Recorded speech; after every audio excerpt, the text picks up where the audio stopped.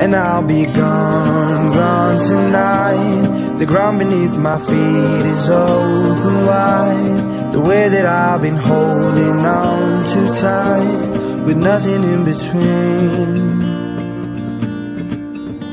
The story